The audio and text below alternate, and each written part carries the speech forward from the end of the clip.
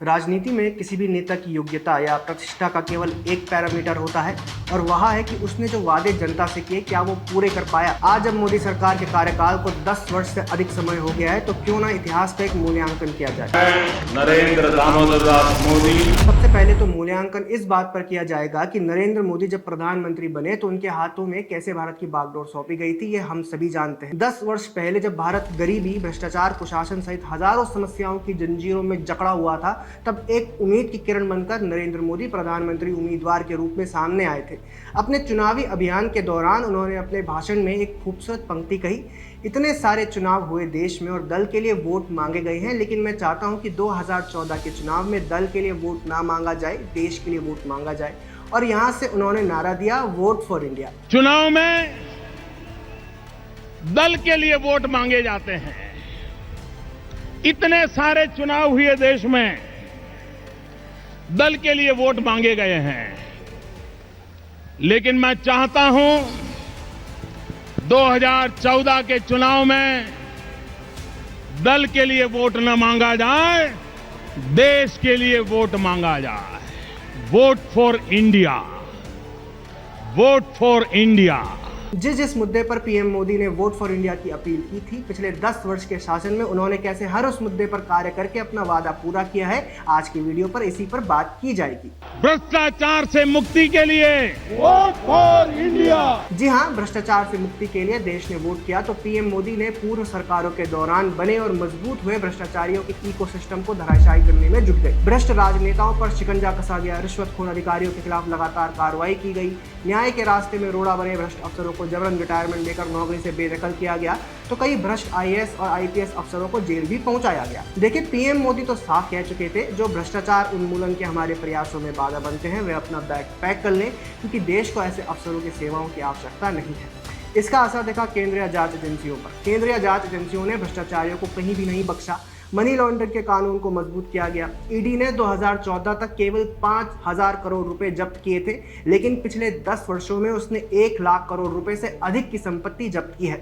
दोस्तों, क्या हमने कभी सोचा था कि भारत जैसे देश में, जहां एक छोटे से बाबू से लेकर प्रधानमंत्री कार्यालय तक रिश्वतखोरी चलती थी, आज उसी देश में कोई भी करप्ट अधिकारी या नेता भ्रष्टाचार करने से पहले 1000 बार सोचता है। अगर ये भ्रष्ट इकोसिस्टम सीबीआई और ईडी के नाम कांपने लगता है तो ये एक अच्छी बात है। भ्रष्टाचार से देश का टैलेंट तो खत्म होता ही है, परिवारवाद को भी बढ़ावा मिलता है। इसलिए ही तो पीएम मोदी ने कहा था कि भाई भतीजेवाद से मुक्ति के लिए वोट फॉर इंडिया। राजनीतिक जीवन की शुरुआत से ही पीएम मोदी के भाई भतीजावाद के खिलाफ जंग रही है, लेकिन भाई भतीजावाद आखिरकार है क्या, स्वयं पीएम मोदी के शब्दों में सुनिए। और जब मैं भाई भतीजावाद, परिवारवाद की बात करता हूं तो लोगों को लगता है मैं सिर्फ राजनीतिक क्षेत्र की बात करता हूं। जी नहीं, दुर्भाग्य से राजनीतिक क्षेत्र की उस बुराई ने हिंदुस्तान की हर संस्थाओं में परिवारवाद को पोषित कर दिया है। पीएम मोदी ने अपने कार्यकाल में भाई भतीजावाद पर कैसे वार किया, इसका एक बेहतरीन उदाहरण है भारत के खेलों में प्रगति। ऐसा तो नहीं है कि देश के पास पहले प्रतिभाएं नहीं रही हैं। ऐसा तो नहीं है कि खेलकूद की दुनिया में हिंदुस्तान के नौजवान, हमारे बेटे बेटियां कुछ कर नहीं, लेकिन सिलेक्शन भाई भतीजेवाद की चैनल से गुजरते थे और उसके कारण वो खेल के मैदान तक, उस देश तक तो पहुंच जाते थे। जीत हार से उन्हें लेना देना नहीं था, लेकिन जब ट्रांसपेरेंसी आई, योग्यता के आधार पर खिलाड़ियों का चयन होने लगा, पूर्ण पारदर्शिता से खेल के मैदान में सामर्थ्य का सम्मान होने लगा, आज देखिए दुनिया में खेल के मैदान में भारत का तिरंगा फहरता है, भारत का राष्ट्रगान गाया जाता है। ऐसा नहीं है कि दुनिया में सिर्फ खेल के मैदान में ही भारत का तिरंगा लहरा रहा है। जब बात है गवर्नेंस की, तो मोदी सरकार के गवर्नेंस की मॉडल की हर तरफ चर्चा है। आखिर वादा भी तो यही था, कुशासन से मुक्ति के लिए वोट फॉर इंडिया। नारा दिया गया, मिनिमम गवर्नमेंट मैक्सिमम गवर्नेंस, यानी एक आम आदमी आसानी से सरकार तक पहुंचे और सरकार भी अंतिम व्यक्ति तक आसानी से पहुंच पाए। हर नागरिक को पहचान देने के लिए आधार की शुरुआत की गई, लाल की कचाई खत्म की गई, ई गवर्नेंस का मॉडल स्थापित किया गया और लॉन्च किया गया डिजिटल इंडिया, यानी पूरी सरकार आपके एक क्लिक पर, आपके दरवाजे पर, ना किसी ऑफिस के चक्कर और ना किसी बाबू से सिफारिश। इसके लिए महत्वपूर्ण प्लेटफॉर्म MyGov लॉन्च किया गया और पूरा भारत इससे जुड़ता चला गया। आज इस प्लेटफॉर्म पर रिकॉर्ड 3 करोड़ से अधिक लोग रजिस्टर्ड हैं। इसके अलावा मोदी सरकार ने प्रक्रियाएं आसान बनाने के लिए नौकरियों में इंटरव्यू को समाप्त किया और पुराने व्यर्थ 1600 कानूनों को खत्म किया गया। सबसे महत्वपूर्ण टैक्स प्रोसेस को सरल करने के लिए वन नेशन वन टैक्स की शुरुआत जीएसटी के साथ 2017 में की गई। यही तो है minimum government maximum governance. PM Modi के इसी प्रिंसिपल के चलते आज भारत इन्वेस्टर्स के लिए पसंदीदा जगह बना हुआ है। जब पीएम मोदी गुजरात के मुख्यमंत्री थे तो उनका कहना था कि मेरे राज्य में इन्वेस्टर्स को नेताओं या ब्यूरोक्रेट्स की चापलूसी नहीं करनी पड़ती, क्योंकि हमने अच्छी तरह से नीतियां निर्धारित की हैं और मेरा मानना है कि देश तभी प्रगति कर सकता है जब लाल फीताशाही खत्म होगी। No red tape only red carpet investors के प्रति मेरी नीति है। पीएम मोदी के अगले वादे की ओर चलते हैं। दरिद्र नारायण की भलाई के लिए वोट फॉर इंडिया। कांग्रेस दशकों तक गरीबी हटाओ का सिर्फ नारा देती रही, लेकिन पीएम मोदी ने नारेबाजी नहीं की बल्कि गरीबों से नाता जोड़ा। गरीबों को बैंकिंग सिस्टम से जोड़ने के लिए प्रधानमंत्री जन धन योजना शुरू की गई और आज 52.39 करोड़ से अधिक इसके बेनिफिशियरीज की संख्या हो गई है। डायरेक्ट बैंक ट्रांसफर के जरिए सोशल सिक्योरिटी स्कीम्स जैसे प्रधानमंत्री सुरक्षा बीमा योजना, अटल पेंशन योजना, प्रधानमंत्री जीवन ज्योति बीमा योजना का भी फायदा सीधा बेनिफिशियरी तक इसके जरिए पहुंचाया जा रहा है। प्रधानमंत्री जीवन ज्योति बीमा योजना तो देश की सबसे सस्ती लाइफ इंश्योरेंस पॉलिसी में से शामिल है। सिर्फ इतना ही नहीं, इस सरकार में प्रधानमंत्री के साथ संसद में रेहड़ी पटरी वालों की चिंता की जा रही है। सार्वजनिक मंचों पर उनको सम्मान दिया जा रहा है। यह सब पूरा हुआ है प्रधानमंत्री स्वनिधि योजना के चलते, जिसमें बेहद कम ब्याज दर पर स्ट्रीट वेंडर्स को 50,000 तक का लोन देना शुरू किया गया है। अब तक पूरे देश में 67 लाख से अधिक लोग इस योजना का फायदा भी उठा चुके हैं। अगला बड़ा वादा था भारत की एकता के लिए vote for India. PM Modi ने वे कदम उठाए जो भारत के इतिहास में किसी भी प्रधानमंत्री द्वारा नहीं उठाए गए। उस ऐतिहासिक क्षण को कौन भूल सकता है जब अनुच्छेद 370 को हटाया गया, जहां 10 साल पहले हर रोज आतंकी घटनाएं हुआ करती थी, इसकी खबरें आया करती थी, वहां आज लोकतंत्र का त्योहार सफलतापूर्वक मनाया जा रहा है। यूपीए के मुकाबले मोदी सरकार में आतंकी घटनाओं में 68% की कमी आई है। पिछले 10 वर्षों में मोदी सरकार ने पूर्वोत्तर में 10 से अधिक समझौतों पर हस्ताक्षर किए हैं और क्षेत्र के विभिन्न राज्यों में 10,000 से अधिक विद्रोहियों ने आत्मसमर्पण कर फिर से अपने जीवन की शुरुआत की है। 2014 में देश में करीब 200 जिले नक्सल प्रभावित थे, जो आज घटकर महज 43 बच गए हैं। इस साल जनवरी से सितंबर के बीच 700 से अधिक माओवादियों को गिरफ्तार किया गया, आत्मसमर्पण हुआ या मुठभेड़ों में मार गिराया गया। मोदी सरकार का विश्वास है कि देश 2026 तक नक्सलवाद से मुक्त हो जाएगा। अगला वादा था एक भारत श्रेष्ठ भारत के लिए वोट फॉर इंडिया।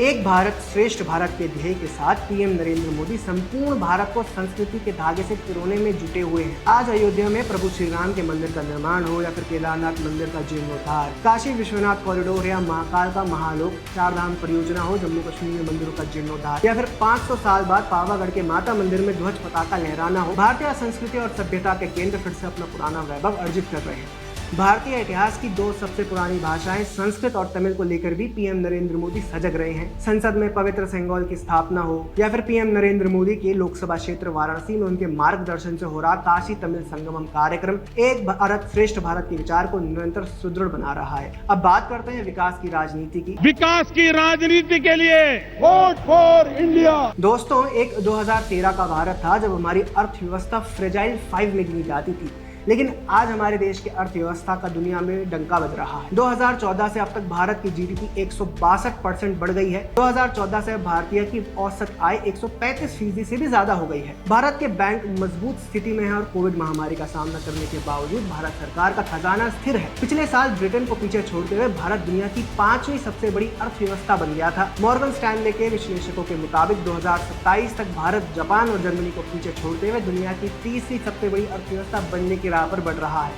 भारत ने G20 शिखर सम्मेलन की कामयाब मेजबानी की।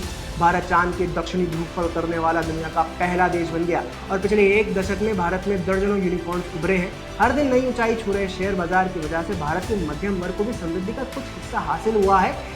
यही है मोदीनॉमिक्स का कमाल। 10 साल पहले भारत अपने खराब बेसिक इंफ्रास्ट्रक्चर के लिए बदनाम था। आज आप कहीं पर भी चले जाएं, हर जगह आपको क्रेन्स और जेसीबी मशीन्स चलती दिखाई देंगी। ये सब मिलकर भारत के इंफ्रास्ट्रक्चर की चमकदार छवि गढ़ रहे हैं। मिसाल के तौर पर आप भारत के कोलकाता शहर में पानी के भीतर बनी पहली मेट्रो लाइन को ही देख सकते हैं। इसमें कोई शक नहीं है कि भारत की तस्वीर बदल रही है। पिछले 3 साल से उनकी सरकार हर साल $100 अरब की रकम बेसिक इंफ्रा के डेवलपमेंट में खर्च कर रही है। चाहे आप नई सड़कें, नई हवाई अड्डे देख लें या फिर बड़े बड़े पोर्ट या मेट्रो लाइंस का निर्माण, ये सब तक पीएम नरेंद्र मोदी की इकोनॉमिक पॉलिसी की धुरी रहे हैं। कनेक्टिविटी को लेकर चर्चा करने जाएंगे तो मोदी सरकार की इतनी उपलब्धियां हैं कि मैं गिनाता रह जाऊंगा, लेकिन ये वीडियो कभी खत्म नहीं होगा।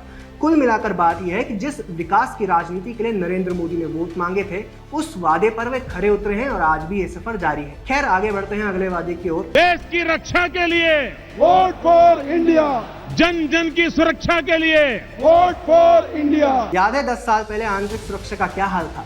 अगर हम या आप घर से बाहर निकलते थे तो सुरक्षित घर वापस आने की उम्मीद शायद ही रहती थी, क्योंकि सार्वजनिक स्थलों पर बम धमाके होना एक सामान्य बात हुआ करती थी।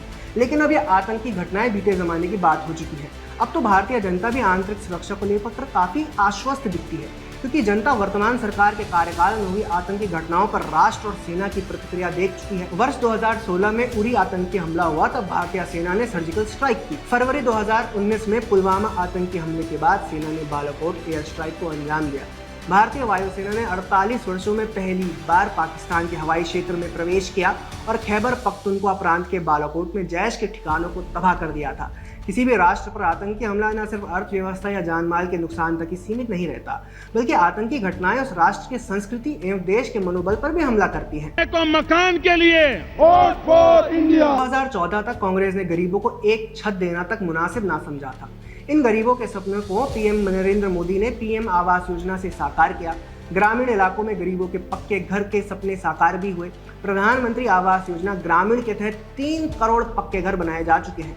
इसी की सफलता को देखते हुए सरकार ने शहरों में रहने वाले गरीबों के लिए पक्के घर का प्रबंध करने का विचार बनाया और इसी योजना का शहरी वर्जन लॉन्च किया गया, प्रधानमंत्री आवास योजना अर्बन। 1 करोड़ 18 लाख घर इस योजना के तहत बनाए जा चुके हैं। खाने के लिए, अन्न के लिए vote for India. PM Narendra Modi ने अपने इस वादे को पूरी तरह निभाया है। साल 2020 में कोरोना महामारी के दौरान प्रधानमंत्री गरीब कल्याण अन्न योजना को लॉन्च किया गया था। इस योजना के लाभार्थियों को प्रति व्यक्ति 5 किलो मुफ्त अनाज मिलता है और इस योजना से लाभान्वित होने वाले भारतीयों की संख्या है 81 करोड़। विश्व के किसी अन्य देश में फूड सिक्योरिटी के लिए इतनी बड़ी योजना का उदाहरण आपको नहीं मिलेगा। मोदी सरकार ने अन्न भी दिया तो उस अन्न को देश के किसी भी हिस्से में पाने के लिए one nation one ration card भी सुनिश्चित किया और उस भोजन को बनाने के लिए मुफ्त गैस कनेक्शन। पीएम उज्ज्वला योजना, जिसमें बीपीएल परिवारों को फ्री गैस कनेक्शन और सब्सिडी पर 12 सिलेंडर मिलते हैं। इस योजना की सफलता का अंदाजा इस बात से लगाइए कि देश में एलपीजी गैस का आगाज 60-70 वर्ष पहले ही हो गया था। तब से और 2014 तक महज 14 करोड़ गैस कनेक्शन ही दिए जा सके थे। इसके बाद नरेंद्र मोदी की सरकार बनी। इस सरकार के 10 वर्षों में ही 33 करोड़ एलपीजी कनेक्शन दिए गए।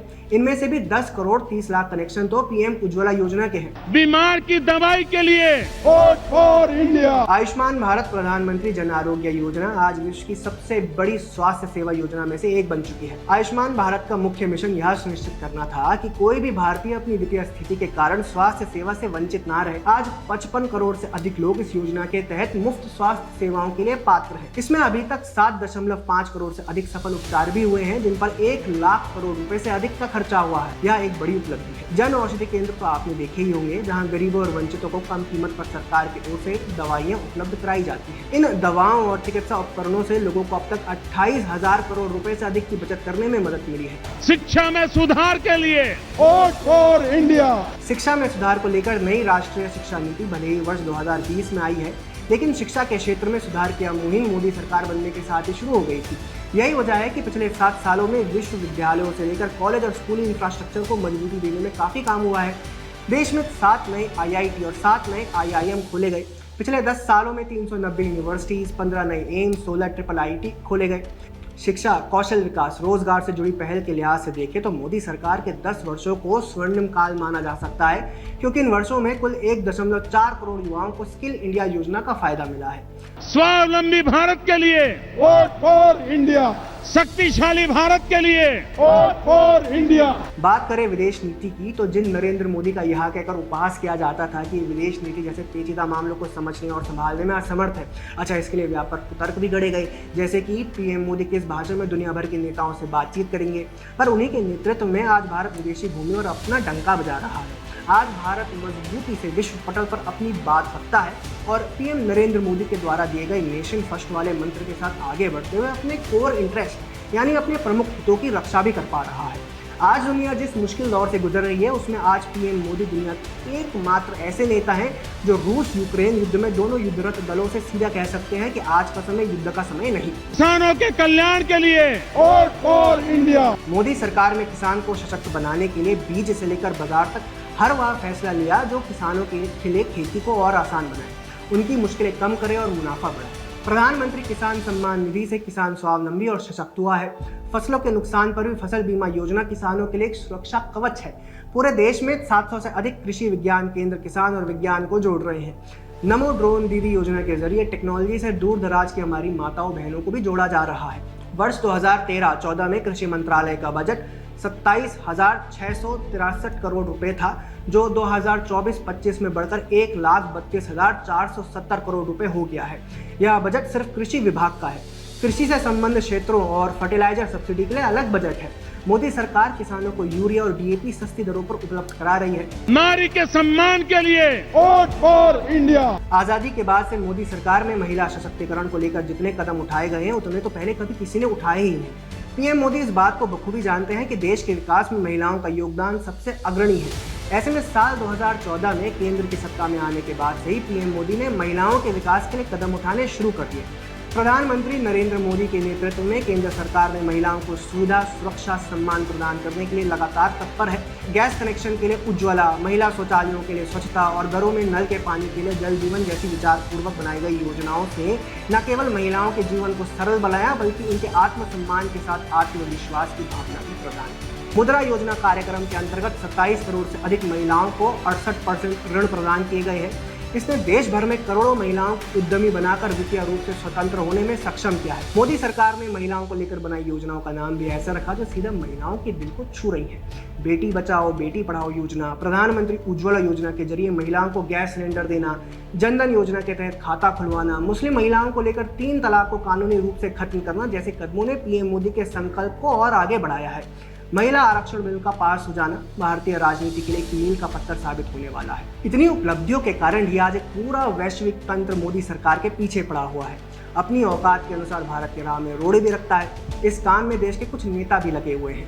लोकतंत्र की रक्षा के नाम पर विदेशी ताकतों से गठबंधन भी करते हैं। पर जो बात वो अभी तक नहीं समझ सके हैं वो यह है कि जो राष्ट्र मजबूत मूल्यों पर खड़े होते हैं वो इतिहास को पुनर्जीवित करके बेहतर भविष्य की नींव रखना जानते हैं। और आज प्रधानमंत्री नरेंद्र मोदी के नेतृत्व में भारत एक ऐसे ही राष्ट्र की पहचान है